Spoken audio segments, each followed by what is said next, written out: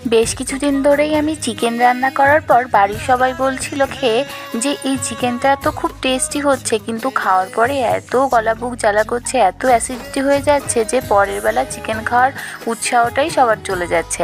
আসলে চিকেনটা রান্না করার সময় আমি একটু রিচ করেই রান্না করেছি, যার জন্য এই প্রবলেমগুলো হয়েছে, অর্থাৎ শুকনো লঙ্কা দিয়েছি। তো আজকে আমি ভেবেছি যে একদমই এই রান্নায় শুকনো লঙ্কা ইউজ করব না। আসলে আমাদের দিন দিন এত গ্যাসের প্রবলেম হয়ে যাচ্ছে সবার, যে শুকনো লঙ্কার খাবার খেলেই আমাদের অসুবিধা হয়ে যায়।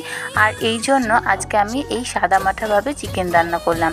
তার জন্য আমি সমস্ত রকম মাংসে যেসব মশলা দেয় সেগুলো বেটে নিয়ে আমি মাংসের সঙ্গে মাখিয়ে নিয়েছি টক দই দিয়ে। তারপর মাংসটা কষে গেলে আমি তার মধ্যে একটু জল দিয়ে একটু মাখা মাখা করেই এই চিকেনটা করব। কারণ সাদামাঠা জিনিস যদি আমি বেশি ঝোল ঝোল করি তাহলে তো একদমই খেতে ভালো লাগবে না, তাই মুখরোচকও হলো আবার সাদামাঠাও হলো।